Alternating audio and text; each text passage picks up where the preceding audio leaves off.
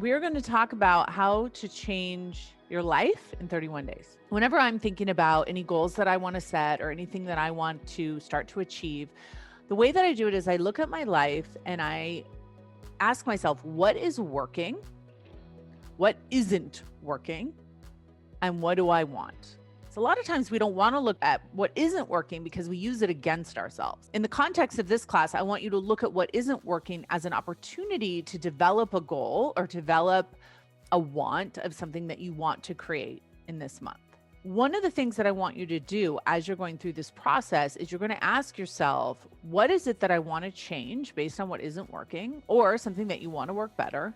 And I want you to be very specific and measured in what it is you want to change. I want to be able to measure whether you've made that change and you've created that result that you want in your life or not, right? So I should be able to look at your life and be like, yep or no, without talking to you and just looking at the results in your life. It needs to be measured.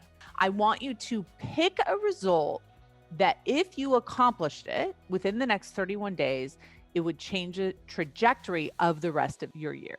Every reason why it's not possible and it won't work and you're going to let yourself down is going to come to the surface. Now, most people make the mistake as soon as they set this goal and they have all this negative emotion come up, they change the goal so it'll feel better, or they give up on the goal, or they decide they're not going to do it. I just want you to be aware when you set the goal, that is going to happen. That's part of the process. That's the resistance of your own brain because your brain wants to keep everything the same. Remember, the primal brain likes to keep everything the same because if everything stays the same, we're going to stay alive. We're not dead. Everything's working. We're surviving.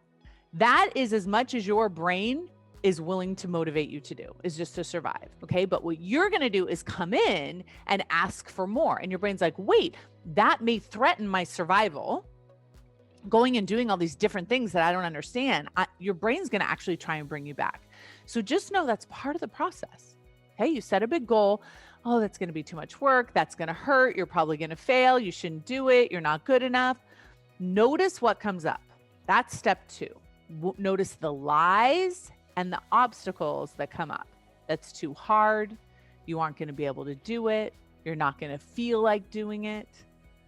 You're not going to be able to have the discipline to do it. All those messages and all those lies. Now, listen, what you're going to want to do is ignore all of that. You're going to want to push that away because you're going to see that as a threat to you achieving your goal, but it's still going to make you feel negatively, even if you don't acknowledge those thoughts are there. That's why it's important to write them down, to look at them, because each one of those obstacles, each one of those lies is an opportunity for you to build even more strength towards your goal.